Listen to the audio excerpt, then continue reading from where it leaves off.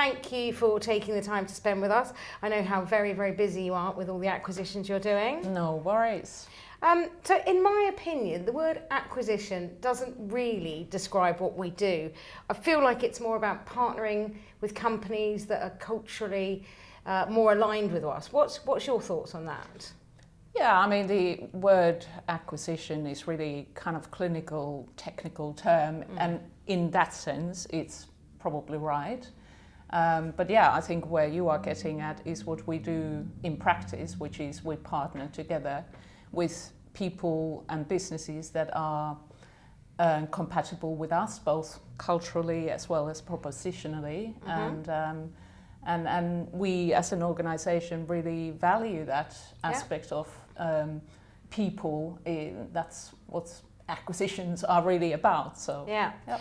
So go on then. What's the winning formula? The $1 million question.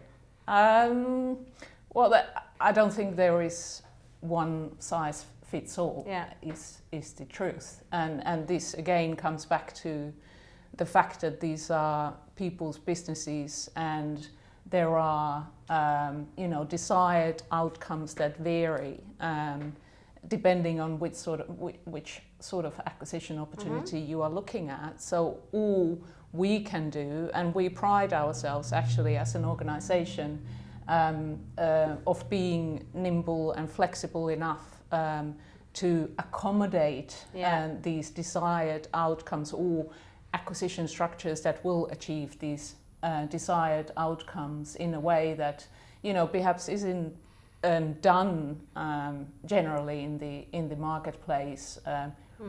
We are a facilitator, therefore we are not the traditional consolidator. Consolidators, yeah, it's a word we hear a lot, isn't it, with this sort of thing? Yes, correct. What is the most important factor when you're looking at an acquisition then? I think the numbers matter, of course. It's got to make sense, isn't it? It has to make sense, but we come back to the people, and again, we could be looking at a retiring partner, let's say, or retiring practice who is looking for succession plan effectively. Happy with that. We could be dealing with a business that is actually just wanting to find a new home, providing the kind of market-leading centralized investment proposition, as well as the ability to take on all the stuff they don't want to be doing. Yeah. What these people want to be doing is they want to focus on what they know best, which is servicing their clients, and don't want to be dealing with the regulator, for instance, or running of the day-to-day business. So we welcome those sort of businesses wholeheartedly. Yeah. Also, as you know, in your role, yes, we can accommodate self-employed partners. Yeah.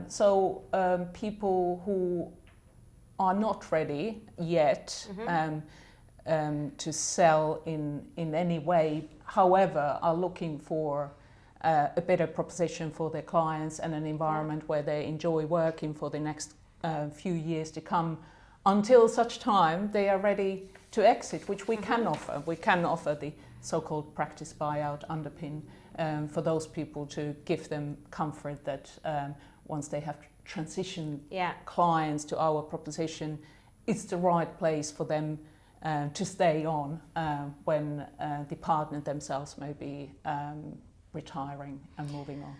Yeah, well, I mean, that's fantastic. Thank you. So it sounds like there is no specific thing that we look for. Everything is bespoke and we're very flexible. So are there any specific location or requirements that you look for? So location-wise, yes, we are looking to expand geographically. Currently we are primarily southeast based, so London, Weybridge, Marlow, Bromley, Essex, and in the north in Sheffield and Newcastle. And we are actively looking at filling the gaps, so to speak, southwest, northwest, Midlands and Scotland.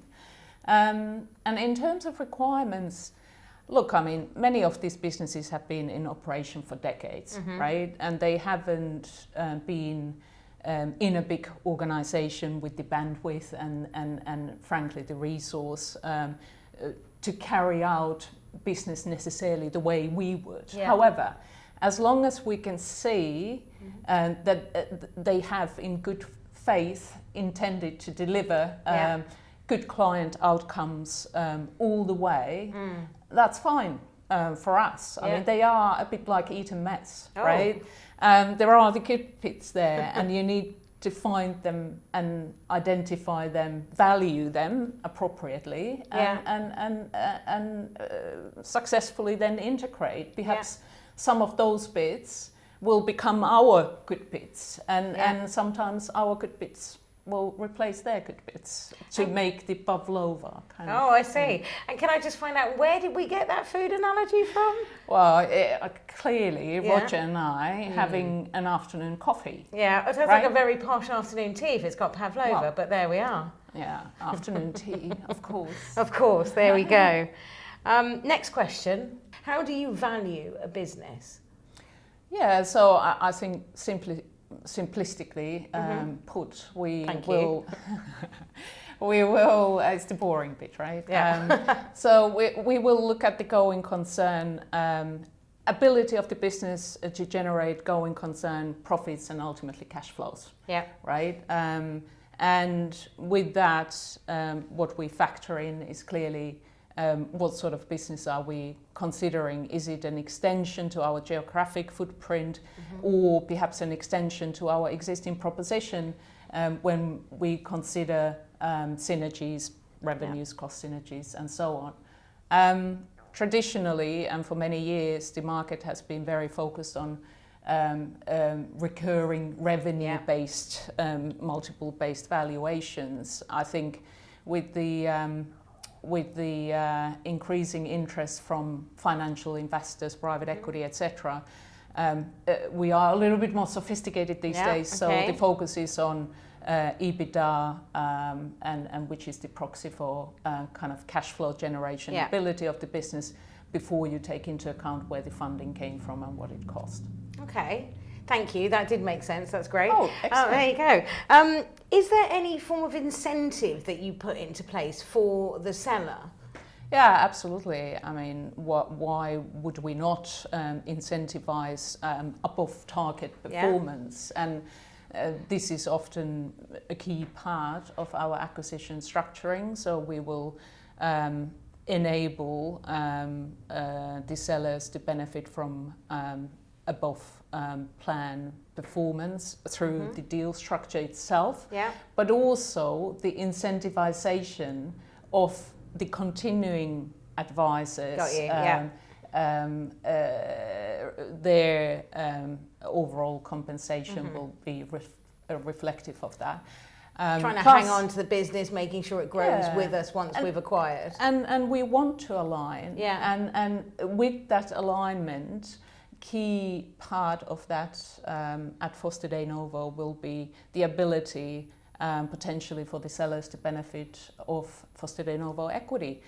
So you kind of are fully aligned to deliver and help the group to deliver the medium to long-term growth plan. That's important to us. Yeah, and you may have already answered it, I feel like you sort of semi-have, but the marketplace is really competitive at the moment. We know lots of companies are trying to acquire firms, so what sets us apart as Foster Denovo? It's a good question. I would say the fact that we actually do what we say, which is we focus on